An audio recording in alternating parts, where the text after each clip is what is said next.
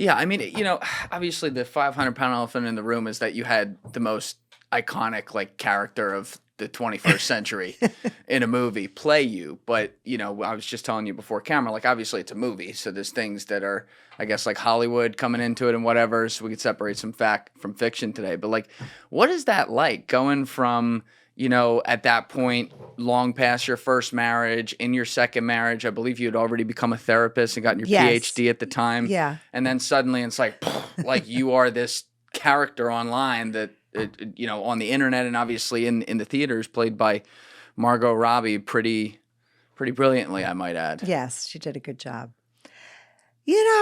It's strange. It was very strange because my time with him was traumatic, and I always say it was like a Greek tragedy. And I had moved to Los Angeles after I left him, so I was like, okay, that's all behind me.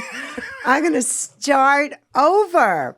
But that didn't happen, so I did get, Margot did play my character. And it was fine, honestly, because she did a good job. The movie didn't trash me, No, it didn't. which it could have. Yeah. So I was very nervous about that because Martin Scorsese does not always portray women the best. If you think about Sharon Stone in Casino, Yeah. right, and Karen in Goodfellas. So, but I had done a lot of therapy on myself, and before it, of course, I was freaking out on certain days, and then one day I said, you know what, you have to surrender. Like, this is bigger than you, and I did, and I let it go.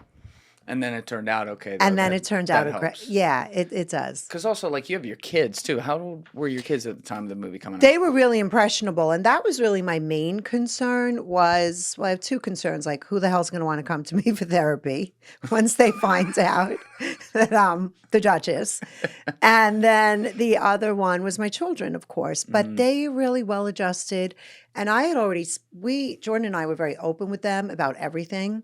And we had all processed a lot, so they weren't shocked. They weren't like, oh, this is my dad. They're like, yeah, that's my dad. So that was helpful. Yeah, I mean, I'm just thinking about it because this was kind of a mistake at the time. Didn't really think this one through, but I saw the movie in theaters with my mom. Oh, no. Yeah, so I think we got to about the first scene, and I already felt the side eye. I was like, oh, boy. So I was thinking about, like, you having to see that. But Yeah. I guess, like, also there's drugs that were in the middle of this. Like, he had a problem with that. Right, So that correct. leads you to do a lot of crazy things, maybe exacerbates some of your not as good qualities as well. Yes, So there's yes. like some understanding there from the kids then. Yeah, and Jordan and I have always made a decision to really be there for our children together. And so we took our son to see it. We had a private screening. I had two private screenings at Paramount, one with my current husband, John, and then Jordan and I took our son. And so in one of those scenes, probably where your mom gave you the side eye, Which one? I said to him, think I took my son's head and put it down. And he goes, Mom, if it's not you, I can look. Yeah, there's a few in there I could think of. Yeah. But yeah. you saw it with Jordan and your son at the same time. Yes. So you got your ex in there, your kid, and you're watching this movie about your life done by Martin Scorsese and Leonardo DiCaprio. That's Yes. got to be pretty surreal. It was that's exactly the word I used. When I first sat down with my husband, I was like, okay, let's buckle in. Now you also, I don't know if I remember this correctly, but didn't you like work with Margot Robbie before she did the role? Yeah, I met with her. They called me up and said, hi, this is Martin Scorsese's office. And I said, hi. He said, it's about time you call me. You're going to make a movie about my life and you haven't called me? And I said, I'm not going to sue you because I wouldn't let them use my name. Because I was like, I make no money. I have no creative input. It's not my narrative. That's why they changed it to Naomi. To Naomi. Right? That's why they changed it. I mean, in retrospect, it didn't matter, but that was like my one thing to stand on. So I think they were worried about that. And I said, I'm not going to sue you. I'm just really concerned about my children. And so she was very nice. I forgot what her name was, Emily maybe. And she said, will you meet Margot? She wants to get your accent. And I was like, this accent? Okay. And so they would have flown her to LA, but I was going to New York to take my daughter to college. So you want to talk about a surreal day. You drop your daughter off at college and then you go meet this woman who's going to play you. She had to be like 20 at the She time was or 22. something, right? She was my exact age when I met him. Oh, wow. Yeah. And she's Australian too, and she's got to get this like Very Brooklyn thick. drawl down. Yeah.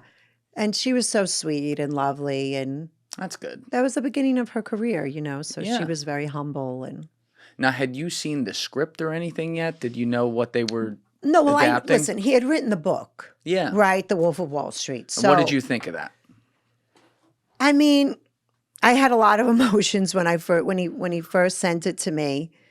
I called him up and I was like, "What?" Like I screamed at him, like, "What the is this? This is insane," you know? And he's like, "No, it's going to be fine. I did it for us." And I'm like, "You didn't do it for me. I'm living, remarried, but okay." He hit you with the "I did it for us." Yeah. I did it for us. I did it for us. I was like, I don't think so. But okay. And then I was like, and a lot of these scenes aren't true. Like I never threw water in your face. And he's like, it's good for the book. It's good for the book. And so then I threw myself on the bed and cried hysterically. Oh man. And I had my Mad Lucia moment, and my husband came over and he goes, "Get up. It's just a book." And I was like, okay. And so I allow myself to feel those feelings. Yeah, of course. You know, I don't repress my feelings and push them down. And then I didn't know it was going to be made into a movie. So Yeah, I mean, obviously, like they did it from a comedic lens too, Yes. and that's his style. and that's the way he writes it. Yes. But it's still like it was your life. Like I can't really imagine putting myself in your shoes and trying to like, I don't know, read like a comedic way that this is written, but also know that A, some of it is not how it happened, and B, like, you know, there's people like you and your kids caught in the Yeah. middle of this. You know what I mean? Yeah. Yeah, no, it was really, but it was challenging. But again, because I've been in therapy so much and I process everything, and I'm a very optimistic person in general. Nadine actually means hope. Really? Yeah, so I'm just like built like that. I'm very resilient, I think. Where did that come from?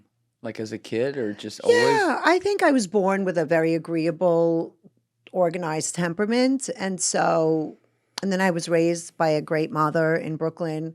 It was so much fun to live in Brooklyn in the 70s. Like kids played on the street, you know.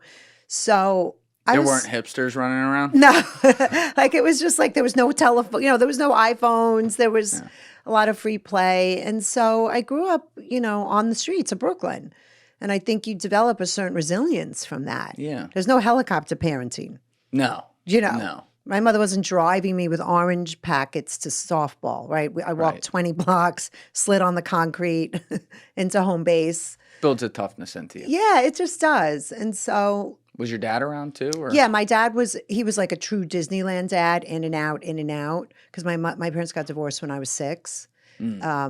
But he was around, you know, literally taking us to Disneyland, and then I wouldn't see him for some time. So you didn't have like that close a relationship with him, is that fair to say? Or? Yeah, my main attachment was to my mother. Right. But I didn't have a bad relationship with him. Okay. You know, it wasn't. My parents were very loving, kind people. That's good. Yeah, so I was very blessed. And what was because they worked this into the movie, but you had like an aunt who was Yes. from like the British aristocracy or something? Yes. How did that work? So the crazy thing is that my mother and her sister, God bless them, they're like English crazy ladies. And, you know, my mother, as he writes in the book, actually taped $750,000 onto her body and flew to Switzerland, met my Aunt Patricia. And I guess, I don't know I guess they opened up a bank account. That's incredible. No, it's incredible. She's crazy. Ice in her veins. Ice in her veins. I mean, I thought she was crazy. That's nothing I would ever do. But, you know, again, you have to remember all this madness is happening around me, and I'm 26, 27. Yeah, you're so young. I'm in the so middle of all young. this. Yeah, and money makes people do crazy things. You don't say. Yes. I've never heard that before. Yeah, it does. So, yeah, so my Aunt Patricia, right, I mean, she didn't try to kiss Jordan.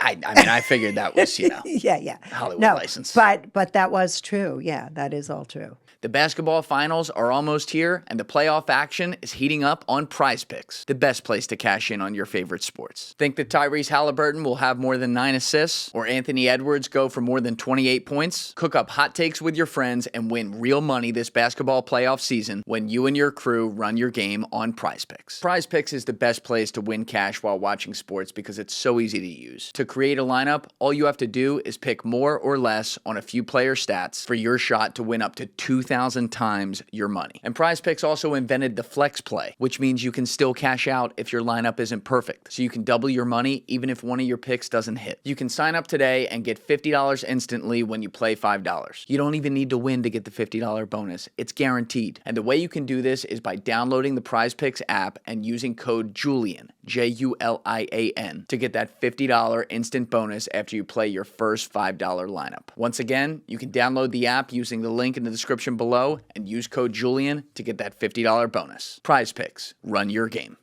The part about her existing. Yeah, with the money and yes, and because she was a British citizen, because I was born in Great Britain, I guess she could do that, whatever that was. But you didn't really spend any time in Great Britain. You went to Brooklyn. Right. No, I was. Hence the accent. Right. Yes, I know. My life probably would have been very different if I stayed in England. I think so. You probably wouldn't be sitting here right now. That's right. I'm sure. That's right. But what was the story at the beginning? Because, like, again, people have seen the movie and some people out there have read the book as well. But, you know, how did you first get connected to Jordan and what took him about you? Or did I say that right? What took you about him? Yeah. So as the movie depicts, I went to a party in the Hamptons with my current boyfriend. And I didn't know Jordan. I didn't know about Jordan. I didn't know anything about any of the people there. We were just going because it was like a big, beautiful house on the beach, and we were in the Hamptons. And so we went, and I walked in as the movie depicts. There wasn't a big party like that. And I just noticed all these people were really weird. And I didn't know they were on Quaaludes. That'll do it. I didn't know what a Quaalude was. You know, I just was like, God, this seems different than drunk. You know, it just seemed, the house had an eerie feeling. That's all I can describe. And then as the movie depicts too, one of his ridiculous friends exposed himself to me. Wait, that really happened? That really happened. And I felt so much shame because that's what happens to girls when those things. Of course. Yeah. And I was like, we got to get the hell out of here. These people are crazy. And I left with my boyfriend. I was only there for about 20 minutes. And you met him quickly. Nothing Met more. him quickly, left, and then this isn't in the movie. I don't even know if it's in his book, but then he decided to make a friend of ours, a common friend of ours, $15,000 in the stock market. I mean, it's crazy. Airtime International. Yeah, to get me to go to dinner with them. And so she kept calling me, and she wasn't a great friend of mine, but I'm not a rude person. And I just was like, why? Ginger's really calling me a lot. So she said, do you want to go to dinner? I said, sure. And then she said, that guy, Jordan Belfort's going to come. I said, what's he coming for? Isn't he married? And she goes, what do you care? I said, I don't care. I said, I just think it's strange. You know, you have to remember, as a 22-year-old girl, I'm like, you're married. Somebody's married. Yeah. I didn't know about cheating and all these things. You never heard of that? I never really. You didn't know the New York guys did that? No, I mean, maybe I cheated on my boyfriend when I was 16, and but I thought that's something you do when you're a child, really. Yeah. I didn't think I was very naive. And so we met, was it Mezzaluna on 3rd Avenue? So you still go to the dinner? I go to the dinner. You have that thought, but you're like, I'm going to go. Yeah, but I still go because I'm open person. I'm like, what's going to happen? I have no idea it's a setup. And he comes sauntering out from his white Testarossa with his cowboy boots. And he sits down, and I'm from Brooklyn. He's from Queens. And we just really hit it off. We just really got along very well. Now, of course, he was probably charming the pants off of me. Yeah. But again, I think it's some casual happenstance. Yeah, he's not trying to take you home. No. He's just talking with you. So then he says, can I drive you home? And I said to him, I think you need to get your car fixed. It's really loud. He goes, I paid $12,000 for that muffler. So you still were like, do you think part of that is just like being young, like, Yeah. nothing's going to happen here. But in the back of your mind, you're like, Well, then as we're driving home, I'm like, okay, this guy likes me. And then he asked me for my number. And I tell him I'm listed under Ophelia Lopez because that was my roommate at the time. I remember there were no cell phones. And I just hop out of the car. And then the next day, as the movie shows, there was 1,200 square feet of flowers in my little 800 square foot apartment in Brooklyn. And I was actually having a birthday party for one of my friends. So all my friends come over. They're like, did you sleep with this guy? Like, what happened? I was like, sleep with him. I didn't even know I was on a date, and I didn't kiss him. And but he sent you all these flowers. but he sent me all these flowers. Yeah, he's go big or go home. Did you start to feel something for him when he did that? No, Not at all. So how does it escalate then? So, Because that would almost feel weird, right? Yeah, I was dating so many fun guys in the city and dating all these rich playboys and having the time of my life. So he really wasn't on my radar. And what happened? Then he called me a few times, but we didn't really connect again because I went to Chicago to model. I had just done my Miller Lite commercial. I don't know if you saw that.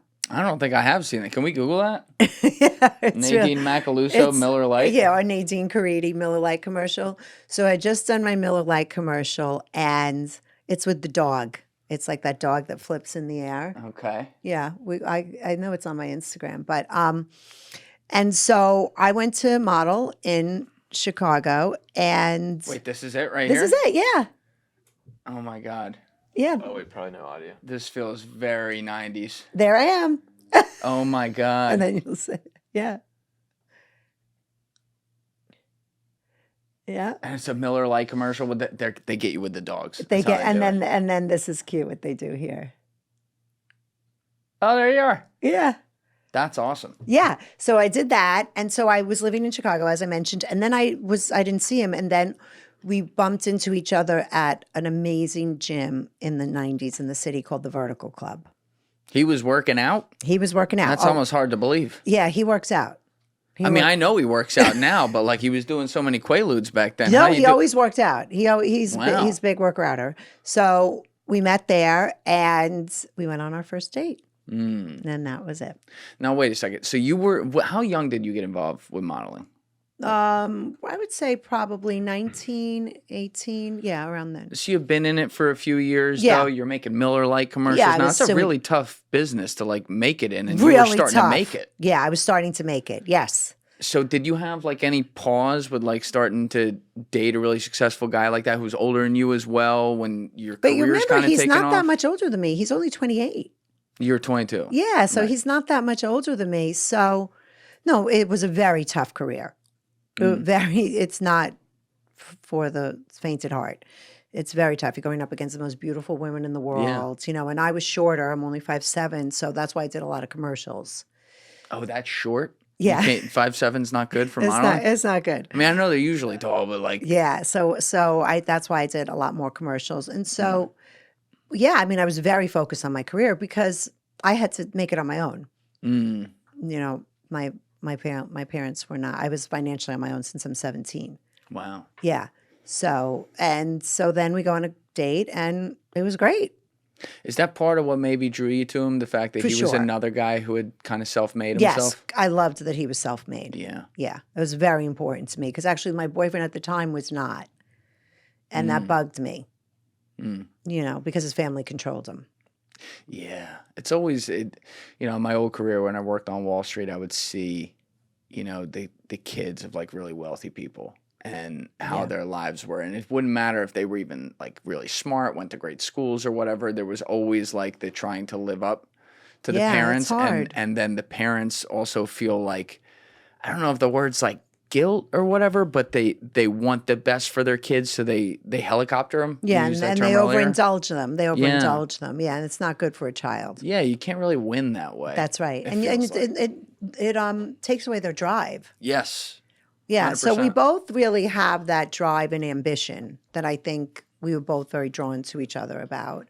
And we just fell in love. He was still married though Yes. at the time. He was still married. So how did you deal Well, with that? when I saw him at the Vertical Club, he's like, I'm separated. I have an apartment in the city. And I'm like, okay, all right. No more questions. Yes, That's fine. exactly. I should have probed a lot more. Yeah. But that's part of my personality too, which I've had to fix for sure. And yeah, it was just so fast and furious, like a trauma bond is. Just tons of love bombing, tons of gifts, tons of $15,000 in cash. A Bulgari watch would just show up. Just really anything that I wanted. Fancy dinners, $2,000 bottles of wine at Le Cirque. And it was fun. Is some of that like intoxicating though, in the Yes. sense that, you're self-made, you're coming from nothing in a sense. Yep. And now, you've been working really hard, and now you also are dating a guy who has a lot, and he can give you the finer things in life that you haven't seen yet. Like, Yes. it's kind of addicting, right? That was awesome. Yeah. Yeah, it was so much fun. Yeah. And I'd share it with all my friends. I mean, I'm a very generous person. And, he had all those, crazy stockbrokers that worked with him, right? And then I met all their wives, who are actually one of my best friends, still my best friend from back then, 35 years later. Shout out to Is Lori. one of the wives. Yeah, shout out to Lori. That's cool. Yeah. And so, yeah, it was a lot of fun. But it was the movie and the scene where his wife gets very mad, and that's very sad. Where she caught you guys. So Yes, that was real. That was real. Yeah. She said, "You get the fuck out of the car. You stay the fuck in the car." I was like, "For sure." And then she had gone upstairs and thrown my modeling portfolio in the incinerator, which was devastating to me because that was how I made money. Yeah. But Jordan paid somebody $100 and they got it out of the garbage. But like, did that make you question some things, in the sense that this guy had told you he was separated and whatever, and then it's pretty clear that of course, he's not? that he's not. Yes. Yes. But at that point, love had taken over. I was in it deep. It's powerful, huh? Yeah. But that cocaine on my breast snorting never happened because they show he that. didn't do that? No, he did not. That was kind of cool. That did not happen. I mean, No. you can tell me. We're not on camera right now. Yeah. Don't worry. If it really happened, you can No, tell me. it did not. Okay. It did not. Maybe another time it I'm happened? not that cool. I'm not that cool. You keep using this term, though, like trauma bonding. Yeah. But can you define what you mean by that? Yeah. So a trauma bond is a toxic, dysfunctional relationship between two emotionally attached people. Two emotionally attached people. Yeah, because you and I can't be in a trauma bond because I'm not connected to you. Right. Right? So you have to be connected to the person. And the way I write about it is between lovers. And what happens is that one person wants to have power and control over the other one. That's what at the root of the trauma bonds is, the one person wants power and control. Why do you think, like, what do you think it was about Jordan that made him crave that? Did you ever get to the bottom of that? What caused that? I think that's really how he's wired. I think that he's really wired to be strong and dominating. Yeah. His dad was a wonderful man and who had a tough childhood. And then his dad was a yeller. And yeah. You see it in the movie. Yeah, no, yeah. that was good. You see it in the movie. And so I think sometimes too, when you grow up with a dominating figure, you can also vow to never be dominated again. Right. Not that Jordan's ever told me that, of course. This is just my own. That would make sense. Yeah. And the research kind of indicates that. Yeah. But you're not noticing this at the time. You're not seeing those patterns. Like you said, you're noticing like the love bombing and stuff. And you view it as an act of love rather than maybe like buying your affection in a way. I never looked at it as manipulation or anything like that. Because you have to remember, I don't know at this point that people are like that. Yeah. I'm just like, oh, this. And listen, we've been fed all this myth of romantic love with Disney and someday your prince is going to come and ain't no prince coming. No, never. I mean, you have to save yourself, really. That's the moral of the story. Yeah. And you have to remember the time Pretty Woman had just come out. Mm-hmm. Wall Street had come out, right? So there were all of these movies about this financial excess and these very financially successful, powerful men that would come in and take care of you. Do you think that, like, because sometimes I think about this in the modern day, because there tends to be this almost like war between men and women now, where it's like, all men are toxic, all women are I crazy, know. depending on Yeah. who talks to who. And I Yeah. always like to bring the pendulum to the Yes, middle. Like yes. I recognize those things are true sometimes. Yes, Like you got yes. some bad guys and some bad women out there for sure in relationships. But like, you know, it almost makes you stop and think, am I doing nice things for other people, like for a girl I like because I like her and I want to win her affection? Does that make it manipulative versus like, no, I really just want to do this thing. I want to shower her with some nice things because I actually feel affection for it.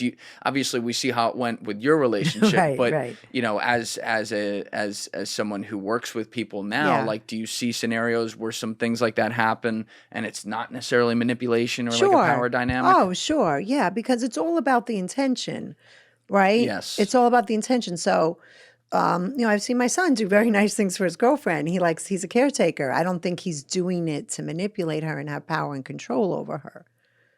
Do you think that any of the, obviously like Jordan wanted power, we Yes, see that. yes. But do you think there was also like an intention of actually at the same time of trying to be nice too? Yeah, in I doing think that? that's how he shows love. Yeah. I do. I think that's how he shows love. He's very generous. Gift giver. Very, very generous. And so your love language is also gift receiving. Definitely. Okay. All right. What is mine? Wait, I have acts of service and gifts.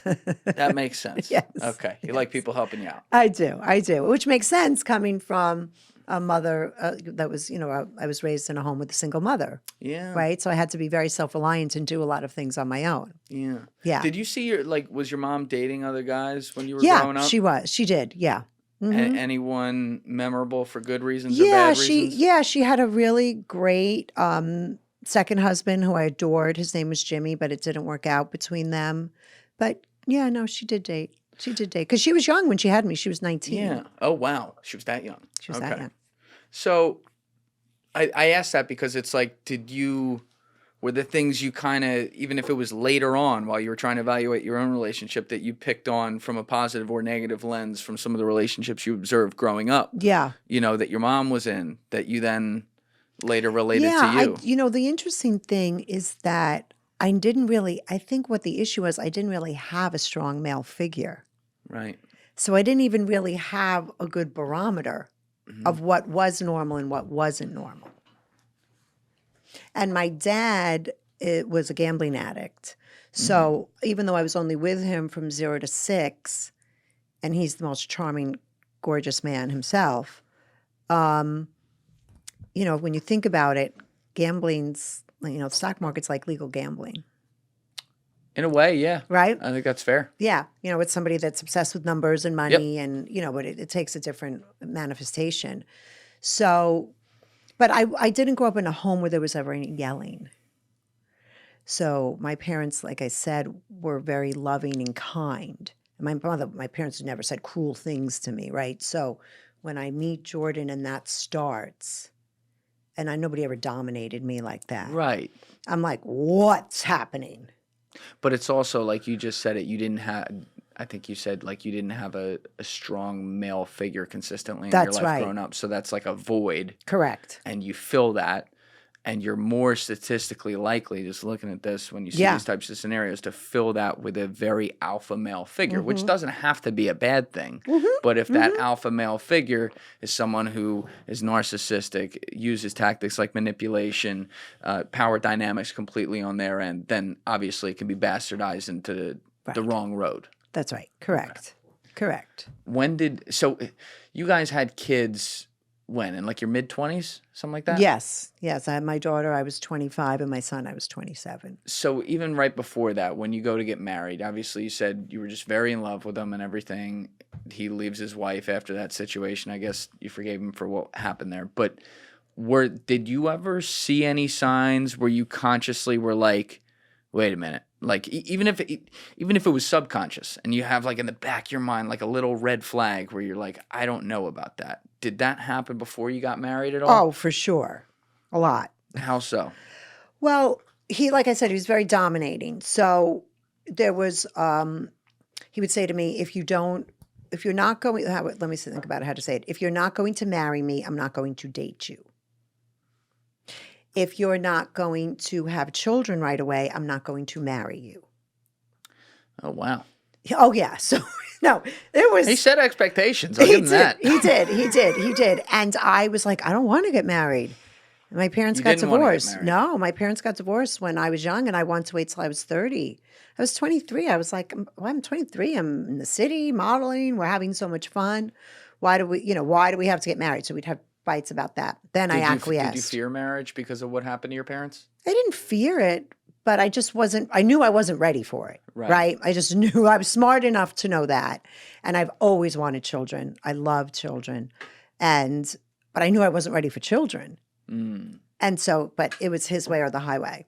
Debt doesn't just show up one day. It builds, little by little. Credit cards, car loans, medical bills, and suddenly you're juggling payments, feeling stuck. But here's the good news. You're not stuck. You just need a reset. At American Financing, they help homeowners like you every day. And they do this by using your home's equity to roll that high-interest debt into one simple, affordable payment. They're currently saving homeowners an average of $800 a month. No judgment, no pressure. Imagine breathing again, sleeping through the night without worrying about what's going on and knowing that your future is yours to shape. That future can begin with one call, and it only takes 10 minutes to get started. With American Financing, there are no upfront fees, so it costs nothing to find out how much you can save. And if you start today, you may be able to delay your next 2 mortgage payments. American Financing's salary-based consultants are ready to listen and ready to help. You can call American Financing today at 888-991-9788. That's 888-991-9788. Or you can go to americanfinancing.net/Dorey. That link is in the description below. Take back your peace of mind with American Financing.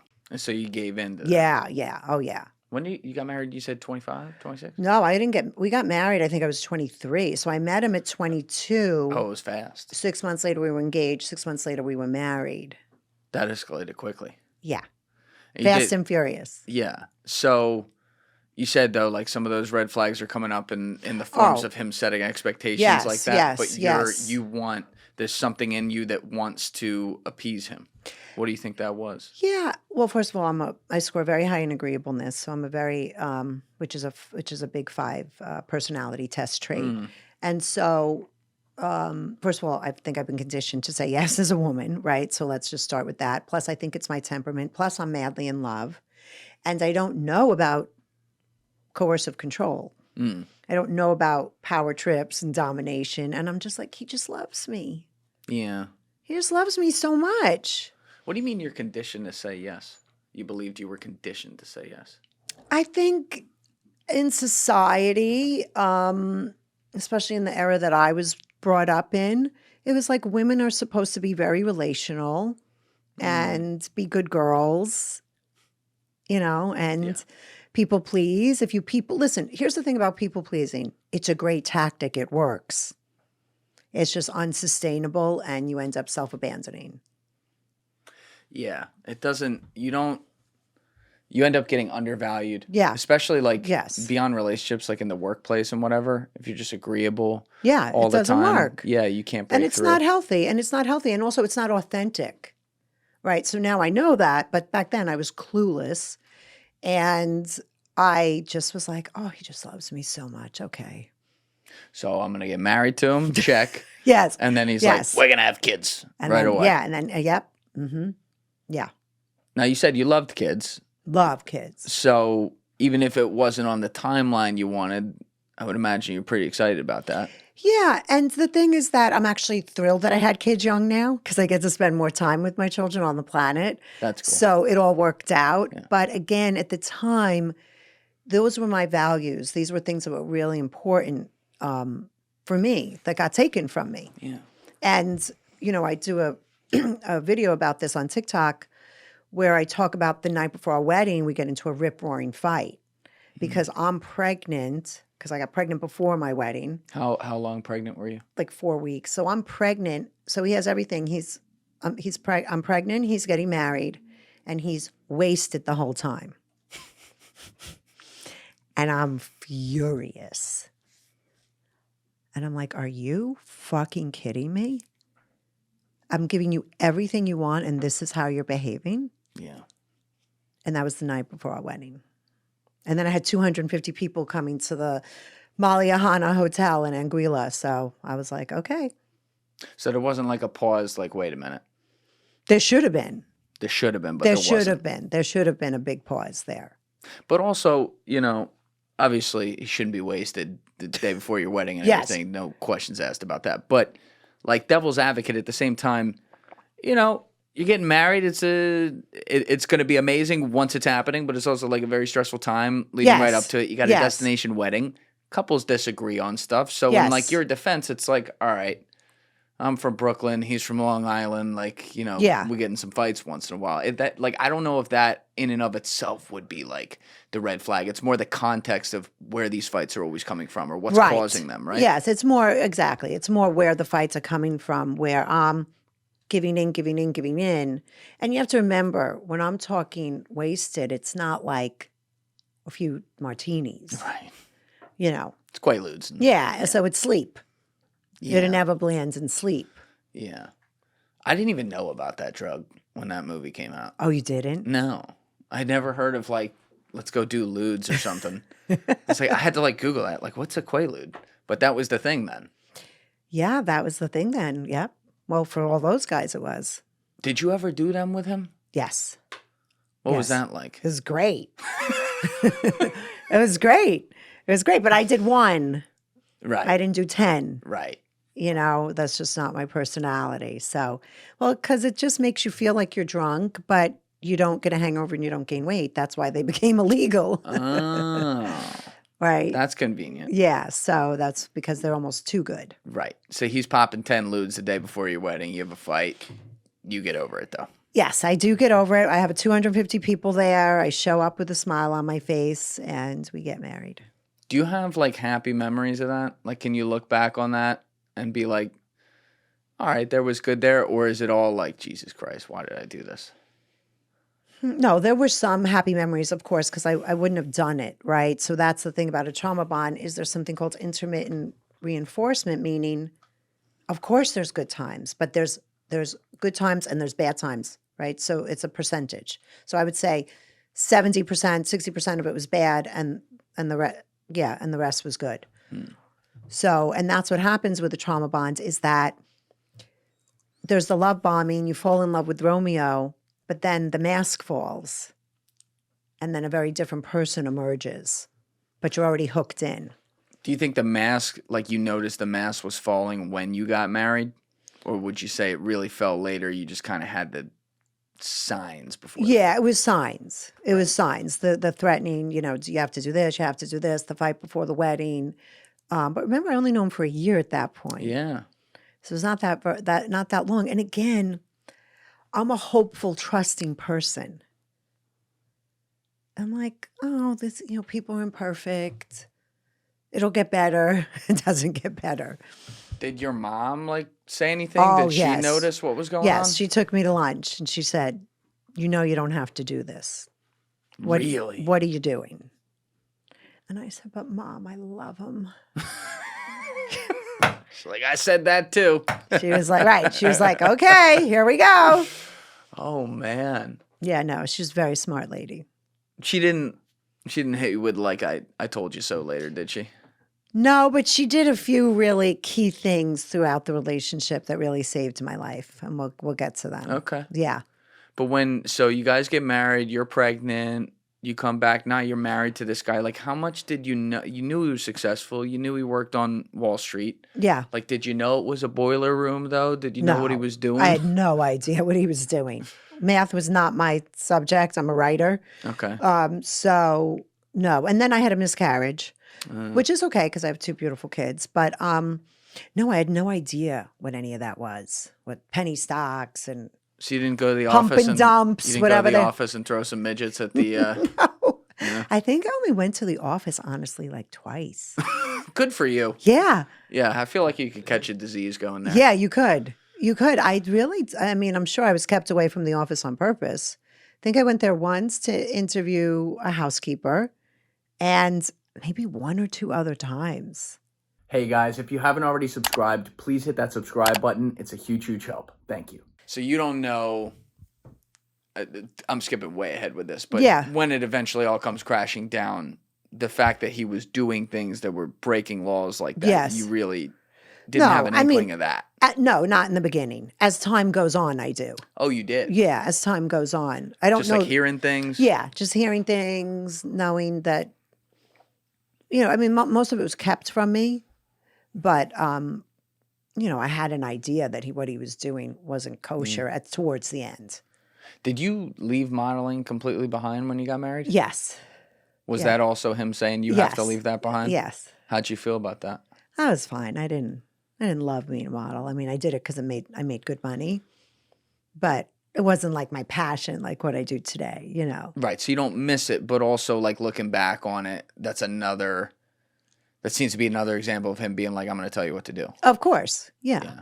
Yeah. What was it like being married to him at the beginning? Like, is that when the mask really comes off? In the beginning, let me think about it. Well, then it was like, okay, so then he's like, okay, we're moving to Long Island. I was like, I don't want to move to Long Island. But we bought a big house in Long Island. And again, that sounds beautiful, but when you're not ready for it and everything's forced on you, right? So now it's always on his timeline. It's always what he wants. Right. Now it's wrapped in these grandiose, beautiful gestures of luxury. But again, over time, that gets old. Yeah, it's buying your affection. Yeah. Completely. But we moved to a beautiful house in Long Island. I took up horseback riding. He makes fun of me in the book. I'm a decorator. I'm a landscape artist. I'm a this, I'm a that. Because I'm going to school. I think I'm Martha Stewart. I'm going to school. I go to school for interior design. I take cooking classes. I take wine classes. Because if I'm going to buy a bottle of wine that's $2,000, I want to know if it's a grape or a place. If I'm going to buy a chair, that I want to know if it's Louis XIV or Louis XVI. Oh, you're buying some nice chairs. Yeah, and I want to know. Obviously, I have my doctorate, so I'm obsessed with learning. And so, he teases me in the book about that. But so I created a beautiful life, and I had beautiful friends, and I enjoyed horseback riding, and I put myself into therapy. Oh, you did? What made you do that? Oh, being married to him and the lifestyle. I was like, there is no way I can handle this on my own. I mean, I was smart enough to know that. Did your therapist put together some patterns and point out a thing or two about your marriage? I was in therapy with her for 7 to 8 years. So I was in therapy with her the whole entire time. And I often wondered, what was she thinking? But she was a wonderful therapist. I went to her office every single Monday at 1 p.m. like Pavlov's dog. I was so happy just to have a non-judgmental, safe space to talk about all this crazy shit. And so I think she helped me manage it. And I think she helped me really stay sane. But she didn't say, I think though she knew, here's the thing. If a woman's in a situation like this, if you say to them, you have to get out, they don't come back. Right. Right? And that's also not my job, even in my work now. We have to give people their own process, the space to have their own process. And back then, you have to remember, nobody was talking about narcissism. They weren't? No, nobody was talking about trauma bonds. Why? Even with narcissism, though, it's such a common term. I Maybe know. I'm taking that for granted, but... No, nobody spoke about it. It was not in the zeitgeist unless... Really? Not at all. Not at all, yeah. So why do you think that was? I mean, that's as old as time. It's something it's been around since the Freud. beginning of fucking humans. Yeah, since Freud. I don't know. I mean, she wasn't talking about it. Nobody had said that to me. Nobody had even mentioned that word to me. But you have to remember, we're also very focused on his drug addiction because that's so big. That's what you were talking about with her a lot. Yeah, that's what I was talking about with her all the time. And that really surprises me, though, that it didn't get to... she didn't bring it to the point of, you really need to look at things here. Not to say that, I want to be careful I say this. You don't want to be like, oh, fuck that. You got to abandon a drug addict. Right. If it's someone you're in love with. Because we all know addiction's a horrible thing. Yes. And, hate seeing people deal with that. But at the same time, when it's someone who already has maybe some predisposed patterns, who is now also doing that and making parts of your life and unnecessarily living hell. And this is someone that you also... At one point there end up having kids with. That's right. Now they can get caught in the middle of it. That's right. No, listen, I am not the type of therapist that she was, but I think it was a different time, a different era. And I still am grateful to her because I don't know if I would be alive. You don't know if you'd be alive? No. I don't know. Who knows? Maybe I could have gotten more into drugs or I don't know. I don't know. I just think she really helped keep me grounded. So you don't mean it necessarily in the way that, like, if you hadn't talked with her, you would have just been suicidal all No, the time. no, It's no, more no. your life could have Yeah, gone my life could have gone really, off the rails. yeah, which it did, which it did go off the rails, but But not you personally. You were exactly, able to maintain yourself. Your exactly. life went off the rails That's because right. he went off the rails. That's right. There's a huge difference There's a there. huge difference, right? Because, like, I feel horrible when I see those situations where, like, you know, you have a horrible domestic situation, and when I say life goes off the rails, it really goes off the rails for both of them. I've seen it before. I've seen it in my own family and stuff where, Yeah. you know, there's the abuser, and then the abusee ends up getting caught up in drugs or That's something right. else That's and right. losing themselves. And I have such empathy for that because I'm like, I don't know. Like, I'm also a guy. I don't know how I deal with that as a woman, right? Yeah. And I can't Yeah. imagine, like, feeling trapped like that. Almost like Right. you're, like, at some point, I'm getting a little ahead of myself here, but at some point, like, when you're in that type of situation where you're recognizing, like, this is toxic, Yeah. does it, you know, I know you're living in a mansion and, like, your bank account looks okay, but does it feel like you're imprisoned? Yes. Yes. It feels like you're trapped. Yeah. Trapped in a trauma bond. Yeah. Yeah, it does. But so you get this therapist right away. There was I something do. in you that's like, Something in me knew. I This need is that. this is crazy. Yeah. But marriage felt okay. Things, I don't want to say Yeah. normal, but you were in love. Yeah, we were in love and there was a lot of great moments. We had so many great moments with friends coming over, so many great trips. And then of course babies come and they're so adorable and beautiful. But along the way, you know, he's just dominating and doing drugs and you have to remember he leaves Stratton after a year, really, after I meet him. Yeah. What's the story? What's the backstory there? Because he left, but didn't he come back? Well, the movie isn't accurate. So he leaves, he gets a small fine, like $100,000, a slap on the wrist, and he leaves. But then he starts to control it all from home. Oh, gotcha. Yeah. And then he starts to set up satellite offices. I feel like the SEC doesn't like that. No, I don't think so. So he gets that early, though. He gets $100,000. Is Yeah. that where a light bulb goes off? Where you're like, maybe some of these things I'm hearing. Yeah. So, and he was upset about that, you know, rightly so, because he loves to work. He's a workaholic even to today. So, yeah, but he, you know, you have to remember when you have that sort of personality, that grandiose personality, nobody's going to tell him what to do. Mm-mm. No. Especially not you. Especially, He's gonna tell you what to do. especially not me. Especially not me. Did you call him out on that? I don't want to say call him out, but did you say to him, like, what the fuck are you doing? No, I think I was actually really just very empathetic towards him. And like he was so sad and devastated. And I think that was more my stance with him. But when he gets pulled from there, before he starts setting up some satellites and stuff, Yeah. I can imagine as someone who was already predisposed to being addicted to Quaaludes and a good time, that was not Right. necessarily, like, him having idle hands is not good for him. No, was not good. Was not good. No, that's a good point. So at that time, is that when you're like, all right, this is not going to get better? Yeah, well, then the drug addiction just gets, you know, like it is, like the way it is. It's a progressive disease, Right. right? Either you stop or it gets worse. And you're having kids, I would imagine, around this same time you're starting to have Yes, kids. that's right. That's right. You know, I don't have kids yet. Look forward to doing that, but some of my friends are starting to have kids right now, and obviously I've seen it throughout my life, you know, with family and things like that. It's like there's something, and this is a really good thing, that changes you when you have a Yes, kid, where you're like, yes. oh my God, I'm now. Yeah, I'm responsible Yeah. for this little life, sure, But and it does seem to me like he really does love his kids a lot. for sure. Right? Okay. But at the time, like, do you think he could appreciate the gravity of that, or was it more like, oh, cool, I'm having kids, and he's just kind of his own worst enemy? Yeah, I think it's more like that. I think he's just, you know, that addiction at that level, that's all you could see. That's all he could do. You know, and he has nobody telling him what to do. He has all the money in the world, right? Doctors will give him whatever he wants. Oh yeah, because he's like getting prescriptions for all this stuff. Oh my God.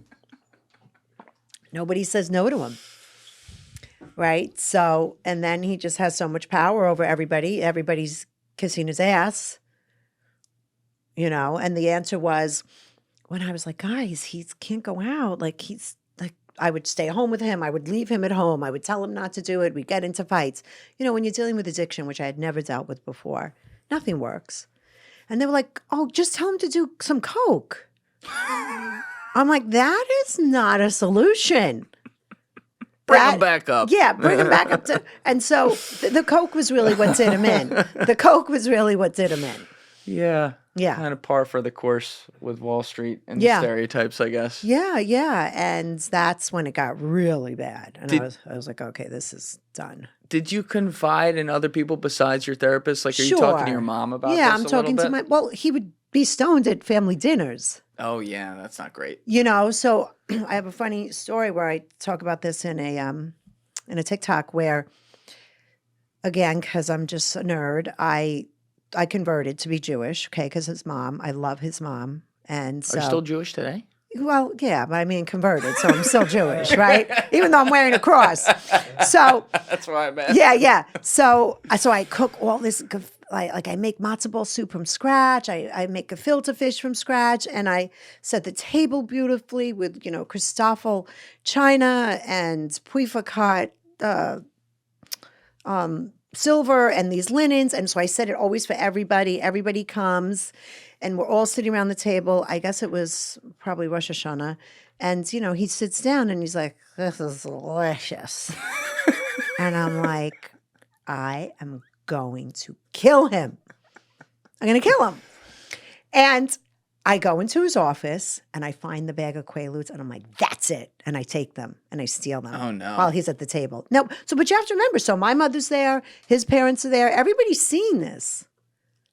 But his brother's there.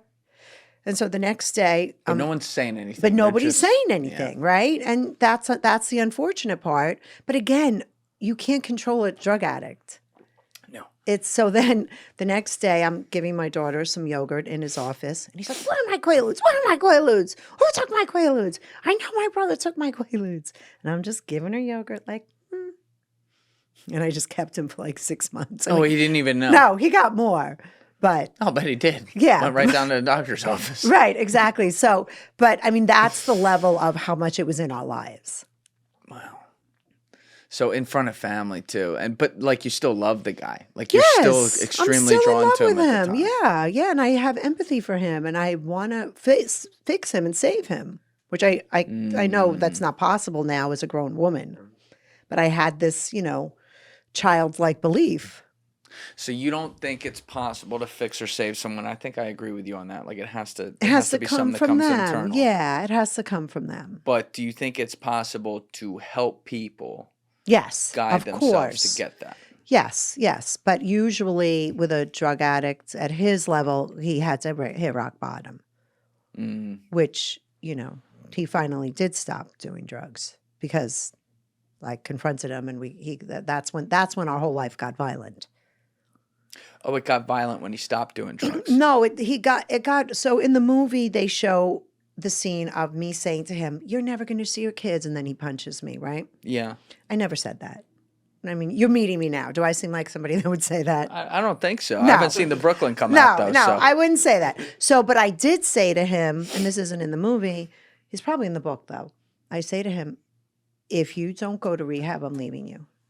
I'm not going to sit here and watch you kill yourself. All these sycophants that you have, they're all just going to suck off the money and watch you kill yourself. Is he, at this point, is he back at Stratton? No, he never goes back to Stratton. He's just controlling everything from behind. Okay, so just for context, they changed the timeline then They in the do. movie. They changed the timeline. Yeah. Okay. He never does that whole scene where, I'm not going back. I'm not fucking leaving. Yeah, I'm not fucking leaving. Yeah. I'm not fucking leaving. Yeah. That doesn't happen. Damn it. I know. Or maybe it did. Between you and me, it did. Maybe it did. I don't know. I need that in my life. Okay, that's fine. It's a good scene. It's a great scene. And so, but he doesn't, so what happens is that he's home and I just say that to him, but he's still running business, right? So it's not like he's still running big deals and whatever he does.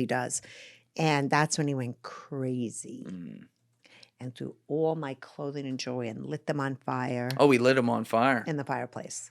And he starts screaming at me obscenities that I won't even say on this podcast. And It is in New Jersey. You can. Yeah. no, it's not. It's just calling me a gold digger, you fucking whore, like just going off Okay. on me, just horrible, terrible things. And I go into my closet and I say, God, give me the strength to do this. Like, I have to do this. Our life is terrible. He's cooking crack in my country kitchen at this point. Oh, he's cooking crack. Okay. So that was like the end. And so that didn't last long. And I actually go to my mother's for the night. And I leave my children with my housekeeper. I know they're fine. And I come back and he says to me, I'm chartered a private plane. I'm taking our daughter to Florida. Now, he's high on coke. And I'm like, no, you're not. You think you're taking our daughter to Florida? No, you're not. How old's your daughter? Like 3? 3. Yeah. And 2.5. And that's, so my mother was so smart. And this is when my mother comes in. She says, you have to call the police and tell them you're going home to a domestic violence situation. So I do that before I go home. And then he tells me he's taking my daughter. And I chase him up the stairs. And he kicks me in my solar plexus down the stairs while he's holding my daughter. Now, luckily, I was 31 at the time. I was in crazy shape. And I run up the stairs and I can't even say so I dial 911, but I hang it up right away because I don't even have time to talk because I got to get him, right? And my security guard and housekeeper are just watching him take her. They're not doing anything. They're not helping. And so so that's like the scene in the garage. So I go, he puts her in the car. I jump in the car and I say to another housekeeper who's in the house, I say, close the garage. She closes the garage. And so he drives us into the garage door. And I'm like, okay, we're in trouble. Like, he's going to kill me, I think. I'm like, he's lost his mind. This is not the Jordan that I met and married. Drugs has taken over. But luckily, because I had called 911, as soon as I said to my housekeeper, take Chandler to the back, took my daughter to the back, and then the police came and he got arrested. And then he did go to rehab and get sober. But had you made up your mind at this point, I'm leaving this guy? I had, yeah. Yeah. But then he got sober for us. So then I'm like, okay, I'm going to stay with him. But at that point, there'd been so much damage to our relationship. Did you still love him? I don't know if love was the word. I think that the thing about emotional abuse and verbal abuse is we call it death by 1,000 cuts, right? That went on, and the power, the domination went on through my whole marriage. But there is something about being physically harmed that feels real. Yeah. Even though the other stuff I think could have been worse, actually. But that's a very defining moment, at least it was for me. And because now I'm like, you're dangerous. Like, I'm not safe with you. And you weren't writing him off as like, well, this isn't you because you're high on drugs. You're saying this is just what you become. Yeah, this is what you become. Yeah.